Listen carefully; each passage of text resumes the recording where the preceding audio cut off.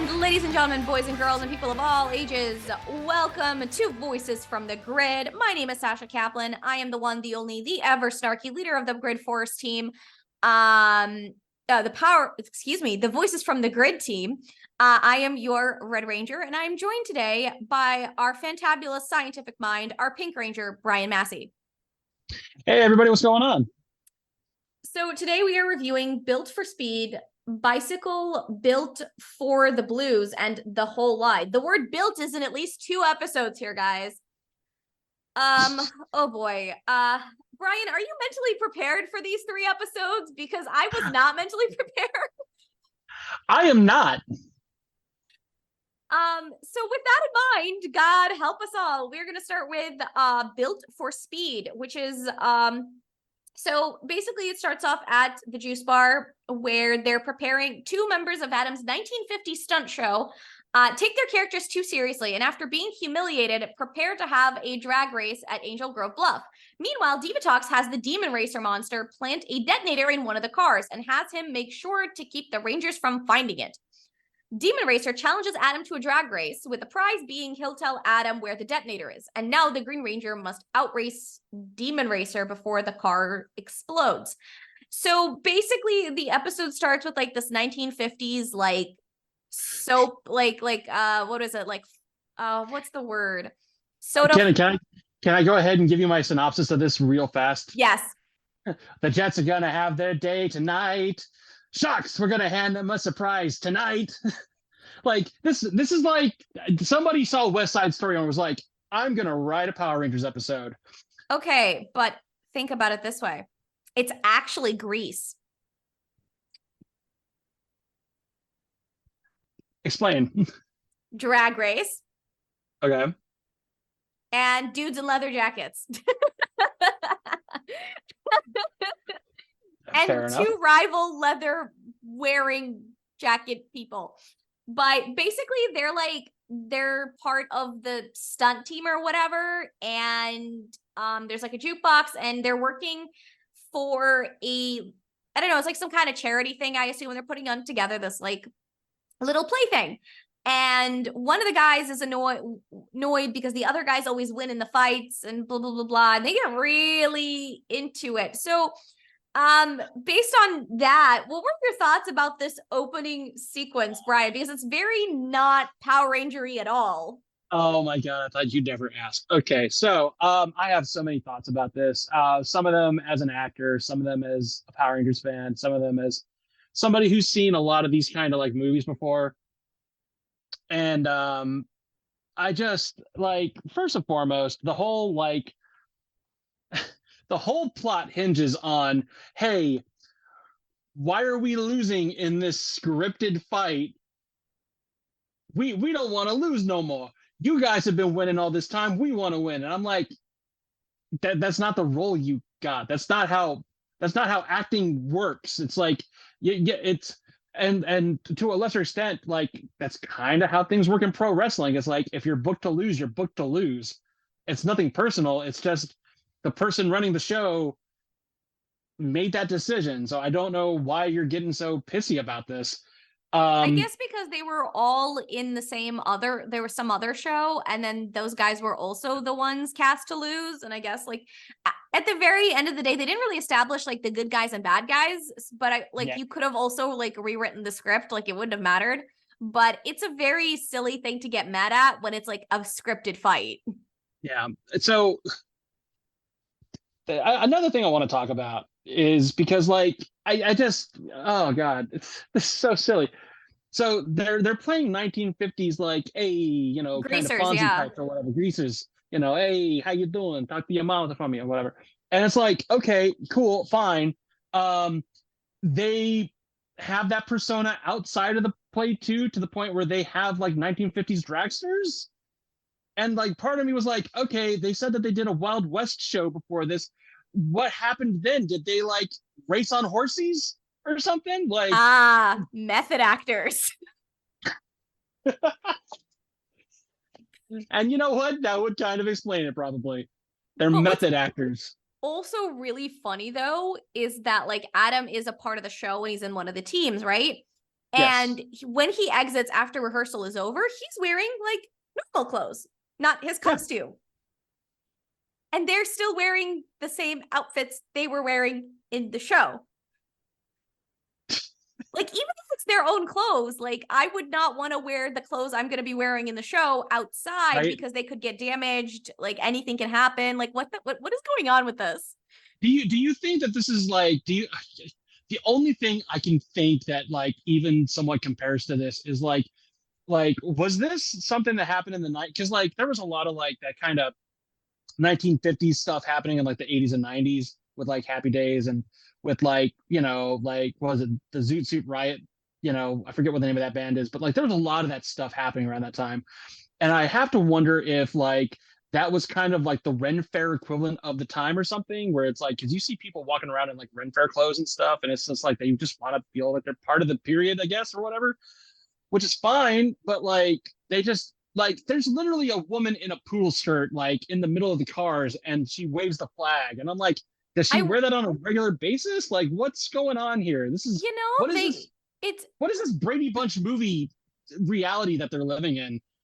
so as somebody who loves vintage fashion, I will say it is entirely possible that they are just like people that really love the 1950s and they just happen to be like in this and this is like their aesthetic. But There's nothing wrong it's with that. still really silly that they are wearing the exact same clothes the entire episode and don't have like a separate like even similar looking clothes. Like put them in brown leather jackets so that like we could at least see that they've changed out of their costumes, because it just Right. because like again, if you're an actor, you're not going to wear the clothes you're wearing on set once you're done with your scene or you're done with rehearsal for the day, because those clothes are going to get damaged and they're not yours in the first place.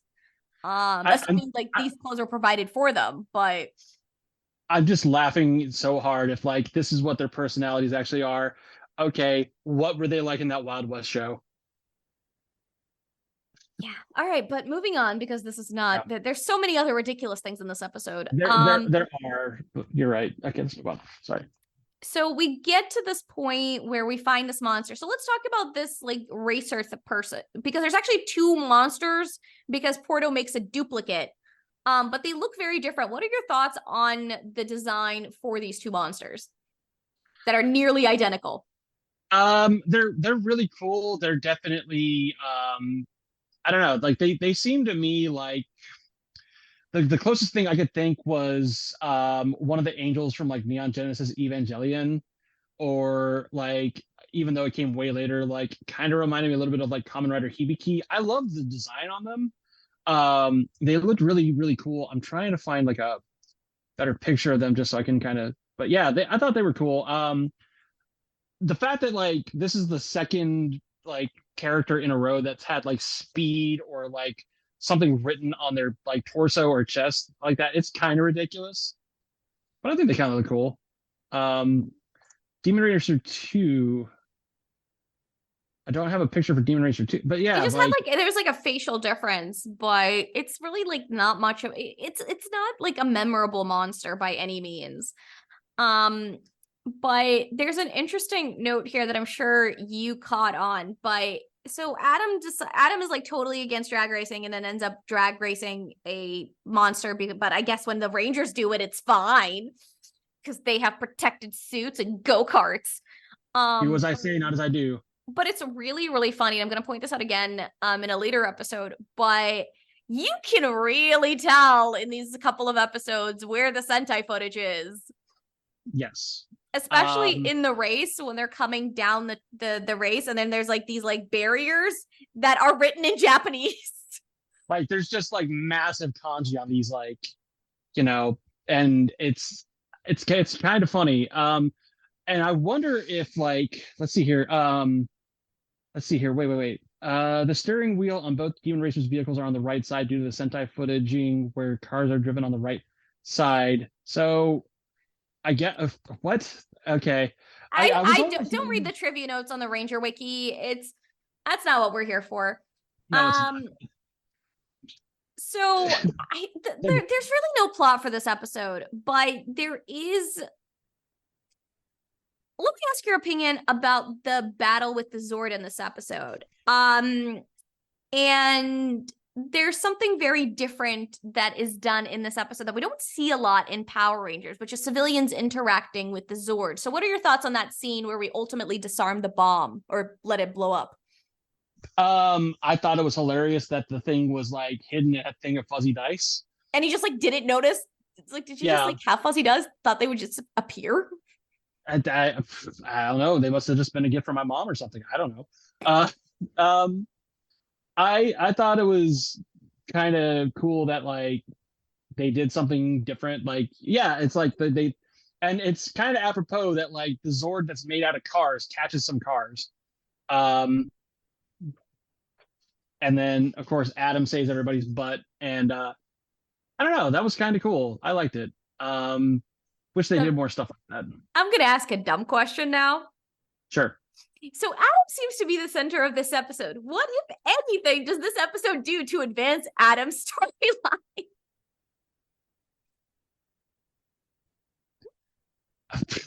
I mean, I I guess it sets him up for uh, like, wow, he can really take charge when like in space comes around. I guess I don't know. I think it does. I guess you could make the argument, and it's a very flimsy one because this episode is terrible, that it just demonstrates that Adam is taking on more and more of like a mentorship role where he is now an adult and he's not a teenager anymore doing teenage things. Like this to me felt like there was a really like there's a decent like it felt like there was an age gap between the other actors who are playing these greasers and Adam, because Adam's like, hey guys, like drag racing is illegal. Like, I don't want you to get hurt or get in trouble. Like, don't do that. I'm like, fair, but like maybe this is like the beginning of Adam taking more of a mentorship role that will eventually lead him to all of the other appearances that he's made in Power Rangers since. But that's a really big stretch just off of this episode. Yeah, it's to look at this and go, oh, that's why this. It's like it probably No.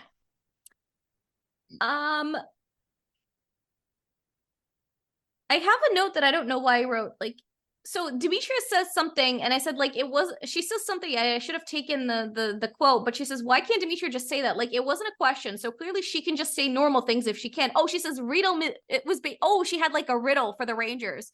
And I'm like, okay, but riddles aren't questions. So if you can only speak in questions, that means so clearly you don't only speak in questions because riddles are not questions. It was like, I guess what was the riddle? I don't remember, but it felt very much like a riddle me this, Rangers. That's what my note says. Well, I mean, like most riddles are spoken in like question form, though, are they not? Oh, you're right. Dang it. But Because the like way she said it was really weird, though. Like if it was like more of a statement than a riddle, it's than a question. she was saying it matter of factly instead of like like I'll give you my favorite riddle from like Batman 66. It's like what's 5 ounces, sits in a tree, and is very dangerous? What? A sparrow with a machine gun. So Robin. Yes. Hey, wait a minute. Batman says no guns. But it wasn't like what does this and what does that kind of a thing. It was very much just like a statement. It was very strange, but okay. Let's I guess we'll go to the next episode because there's nothing else to say about this one. I got a question for you. When Diva Talk says just like all the other men in my life, what did she mean by that? Because like the Demon Racer's like running around the ship, and I guess like he's burning rubber and it stinks a little bit. Or was he like they're too fast? They smell like what? What does she mean by that? There's a very simple explanation. Let's move on to the next episode then. So the next episode is Bicycle Built for the Blues. It's Justin's birthday. And he arrives early to the garage to hang out with the Rangers.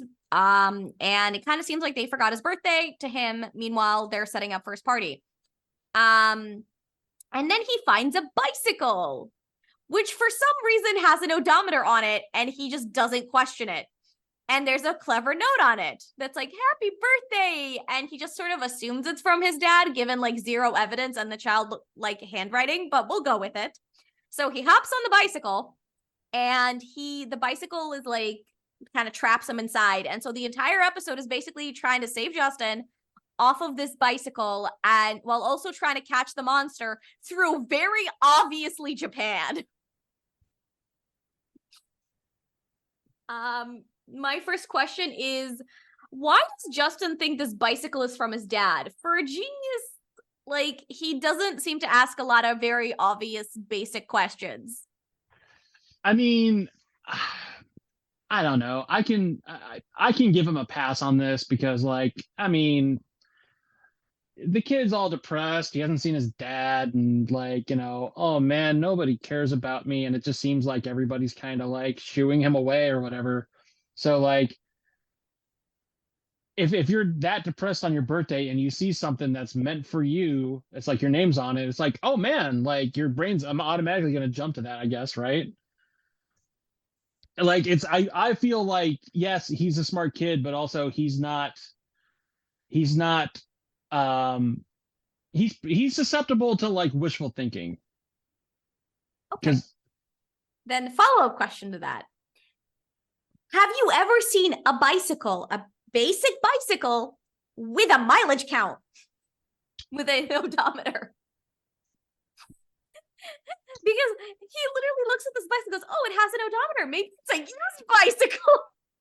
I cannot say I have, but I can also say it's been about at least a decade since I've even seen a bicycle. So unless this is like some kind of like motorcycle, it will not have an odometer on it. We're talking like basic child-sized bicycle.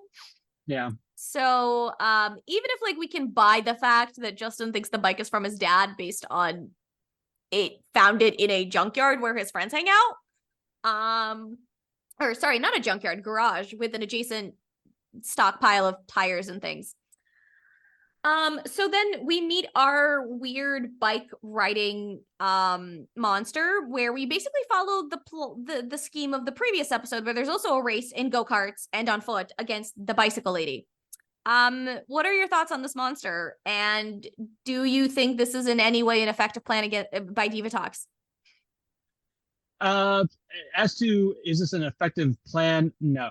I think the design for this thing, so this villain is called Big Burpa, not Bertha, Big Burpa. Oh, I kept hearing Furpa. Yeah.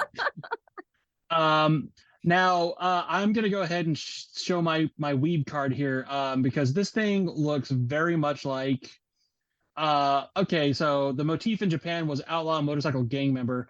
There's but it's a bicycle, not a motorcycle. It's a bicycle. It's like a bicycle. Kid's bicycle. They don't drink beer in Power Rangers. They drink milk. So to me, I saw this and like there's like kanji on this monster's like, jacket. It looks really cool. Kind of reminds me of, there's this subgenre from like the 80s and 90s called visual kei in Japan, and it really reminds me of like how big they did their hair back in the day and these outlandish outfits. And there's this one member in particular of a band I love called X Japan named Yoshiki that this looks just like, if not like just a monstrified version of. And I think the look of it is incredible. I think this is one of the coolest looking villains we've seen in a while. I think their motivation is lacking. And it's like, okay, I guess like, okay, so let's break it down. So like they're trying to distract the Rangers and get them away from Justin so that they can take out Justin, I guess, and they're down a Ranger. Yeah, speaking of that, so basically like Tanya, Kat, and Adam end up chasing this monster, and they don't really get anywhere, and they decide to go demorph and then go back and find Justin. And then Tommy shows up fully morphed and rescues Justin. Was Tommy actually necessary in any way, shape, or form in this episode? I'm gonna say no. No, you could have substituted Adam in there. You could have put Tanya in there. You could have put Tanya and Kat in there. Like, you could have used any other Ranger, but because Tommy, um, he's had to like rescue the other Rangers in our previous episode that we recorded. Now he's rescuing Justin. There's just a lot of like Tommy saving the other Rangers, even though they should easily be able to rescue themselves. Justin here is the exception because he's a kid and is literally like stuck to a bicycle. But there's like 3 other Rangers that are perfectly capable of doing this. And they're doing their best, but no, like, like all hail our Red Overlord Tommy. Um, And so then, I of guess course, the episode ends on a happy note, and Justin's dad shows up. I does he even live with his dad? It's really unclear what the situation is. They sort of say like, "Oh, my dad works a lot," and kind of leave it there. But like, who looks after him? so. That's I've always wondered that too, because it's like I think like his dad like works a lot and like he's got to travel. I I'm almost willing to say like there's a very good chance that they did not figure out Justin's backstory in time for the movie or something, because why else is he with an orphanage? And I guess like they didn't quite out say, and we mentioned this in the movie too, but like he's with an orphanage to go see the fight or whatever when Rocky kind of gets $1 million babied. But just it's not implied that he's an orphan, but like he's hanging out with the orphans, and I feel like they were doing that as a way to like, well, what's this kid's backstory? Let's figure this out. And like they finally were like, oh yeah, that's right, he's got a dad, but like where does this kid stay? That's a great question. Like, does he have a grandma? Like, is his mom somewhere? Like, why I'm is just he gonna like? assume it's Kat because like there's not gonna be like another character that is introduced. So like maybe Kat looks in on him and is like also like I don't know. There's no rational explanation. Maybe it's Tanya. Maybe it's Kat. Nothing makes sense here. Who is the while the father's away? Who is the legal guardian of this child, as determined by the state of California? I would love to know that. It's a TV show. I should really just relax. Yeah, we just kind of have to not question it. Um, well, speaking of Justin, actually, before we move on, do you have any other notes on this very boring episode? Um, Diva Talks never had a birthday. That's why she's so mean or something. Kind of feel bad for her at the end of the episode, but Oh oh well. yeah, she's like, I never had a birth. Oh yeah, because Elgar, she was like, I don't really get birthdays. And Elgar's like, well, you could practice on it because my birthday's coming up. She's like, no, I didn't have a birthday, and you don't get a birthday. I'm like, yay. He's like, but you love me, right, Auntie? And I'm like, that's not even a face a mother would love. Uh but moving on to Justin, I think Oh it's safe yeah. to Oh yeah. Sorry. I was just gonna say something really dumb too about the end credits for this episode, because like the monkeys get over dubbed over by for Bulk and Skull, and it said, "Hey, wait, these ships are from the first season." To which I just yelled at the TV, "Yeah, and they have ASJ written on them, whatever that means." But Anyways, since we're on a Justin kick, we're going to transition to the worst episode of these 6 episodes that you and I have watched so far. yeah. Do we have Which to? we it's only going to take like 2 minutes because this episode is utter trash. The episode is called The Whole Lie. And guys, take a deep breath, sit down before I get into the premise of the episode, because it is as stupid as it sounds. Justin is basically zapped by a monster, forcing him to only tell lies. And every time he lies, piranhatrons appear. That's it. That is the episode. So my first question is, why is this the worst episode so far? Well, there's a couple of reasons. But this, oh God, I don't know. Part of it is just because the whole like the episode hinges on Justin, and again like there's God, there's been so much focus on this kid. Well, you have Which to is fine. establish him. This is only like, I don't Yeah. know, like after the movie, this is only like not including the shift into turbo 3-parter. This is like the 6th episode. So you kind of, Justin is the newest character, so you kind of have to focus on him a little bit because he's the most underdeveloped. And you also really need to fill in space because Tommy's also not in this episode either. Yeah. There's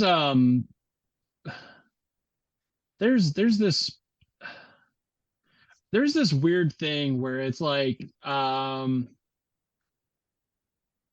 Demetria is all like, actually I'm not going to jump ahead, but like it's, I don't know, if there's some kind of deception ray that can like zap somebody and like cause like deceit and like turmoil between people like that, and like every time a lie happens, instead of your nose growing bigger, another Piranatron shows up. It's like, why not use that the whole time? There's been a couple of things that have shown up where it's like, that piece of tech doesn't go away. Why are you just not using that from now on? Like, what the? Yep. But this is such a dumb episode, and it's like I don't know, and Justin is like, Justin basically just like exists. Like he, like even Justin's actors like, this is a dumb episode. Like he's like, yeah, like I could just picture this at like the table read, like, wait, this is what we're doing? Do we have to do this? Yes, we have to do this. Do I have to do this? Yes, you signed a contract. We own you for the next, season.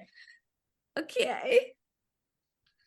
Because like no, it's basically not even lying. It's sort of like opposite day. And the way that like to break free of it, you have to tell a lie that's also not a lie.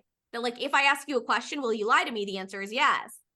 Then that's it. The spell is broken. Like it's ridiculous. But let me ask you this. Sure. So in this episode, they're at the car wash, right? And we know now that Angel Grove has seen monsters before. This is not new. So people being afraid and running away from monsters makes perfect sense. Why does Lieutenant Stone act like he's never seen a scary monster when the Piranatrons appear? His actor's trying something new, I guess. Or he's maybe that was just the direction he was given for this episode. I'm really not sure, but obviously Stone's seen some stuff go down before, so for him to act like that, it's like, dude, like, what are you talking about? This is just another day in Angel Grove. Like, I understand being scared, right? It's still a monster. They've wreaked havoc. They've probably killed people. Death doesn't really exist in Power Rangers, but they probably kill people. So freaking People don't out. die. People don't die in Power Rangers. They just get really big boo-boos. Right. Of course. So I understand freaking out. I understand telling people to like, hey, run to the juice bar, like get out of here. And this is also a former police officer. Don't forget, right? But he looks at it like he's never seen a monster. And it's just like, I wonder if he was just like given bad direction. Probably. But yeah, also like Diva Talks, babe, we gotta chat here. Like, this might be the most ludicrous plan I have ever seen. Like, this is on par with making the Rangers like get addicted to food ridiculous. Like, and it's so dumb. And also it should be noted that Tommy's entire existence in this episode is or unmorphed is all stock footage. So in case it wasn't obvious that Jason David Frank was not on set, he was not on set.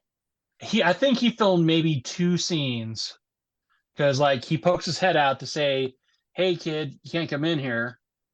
Oh no, that's in the Bicycle Built the Blues. Oh God. Oh, you're right. Oh God, you're right. You're right. Yeah, right. like I'm no. sorry. In Bicycle Built for Blues, he does appear unmorphed in new footage to be with the gang to set up for Justin's birthday party, and then at the end. But in the whole lie, even Tommy's race car thing is recycled footage. Yeah. So Tommy by himself does not appear at all. I'm wondering what Jason David Frank was up to at this point, because like I don't know. Probably vacationing or like breathing. Probably. Um, He's got to run his dojos at this point. yeah, because like, it's, I've made it no surprise that I really dislike Tommy as a character. I'm not a fan. But like I understand and hold no ill against Jason David Frank himself for wanting to leave because like this is a lot and like he's probably feeling like too old that he's done this forever. Like it's time. And if I'm being honest, the writing of the season does not inspire anyone to stay. It's yeah. I feel like this is a very good like, and I don't think it was super obvious at the time, obviously, because I feel like they were holding their cards to their chest. It's like until we finally, switched over to, the new team.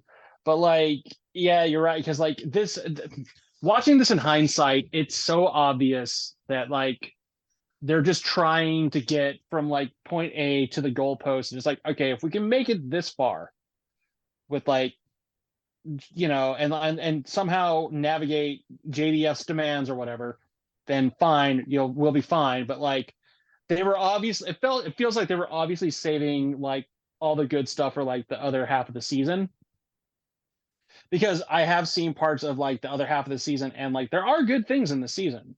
Yeah, once you get past, we don't want to delve too deeply, but like once you get past the power transfer stuff, then it becomes the ratings do improve, the rating gets a little bit better because I guess you have a new blank canvas to work with.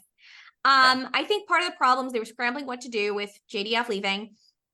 But they also really didn't know what to do with the existing Rangers, which like this would have been a good time for Adam to step up and lead, and Kat and Tanya to do more. And like there was opportunities, maybe like it could have been a situation where like the Rangers are like, starting to have these conversations like we're going off to college soon, but there's this threat of diva talks. Like, how are we going to do our Ranger duties while also juggling school or work or doing all of these things? And like have that conversation so that this whole thing doesn't quite come out of the blue as much. You know what I mean? Yeah. But I'm very like I haven't really I've never seen these episodes. So I think I watched the Turbo movie and maybe shifted to Turbo, and then I, skipped to Passing of the Torch. It's not Power Transfer, it's Passing of the Torch. So, I don't really remember a lot of this half of the season. So we'll see. I mean, I remember the Millennium Message and stuff like that, but we'll see how that, if there's any moments of like, I remember the Millennium Message being a good episode, so we'll see if that's the case when I get there and record it with Mike and you guys get to listen to it. Yeah. But for now, we're done. Because this is like the most like, there's been some really unbearable episodes. This was one of those. This is one of the like top 20 most unbearable episodes of Power Rangers Resort in the Zordon era. I completely agree. Brian, any other notes on this episode or the two previous ones before? The only thing I can say is like, just in case anybody was watching that episode and didn't hear or something, don't worry, the baseball team got saved. So What baseball team? the baseball team that they were doing the car wash fundraiser for. Oh yeah, that's super. I have a dumb question. If they're running a car wash to save the baseball team, where was the baseball team helping at the car wash? They were busy playing the baseballs. Yeah, that sounds like Power Rangers. Guys, we'd love to wash these cars, but we gotta, like we gotta go. So on that note, Brian, where can people find you on the internet? Not watching these episodes anymore. You can find me on Twitter at One Drunk Geek. You can also find me on TikTok as Blue Ranger B-Rye.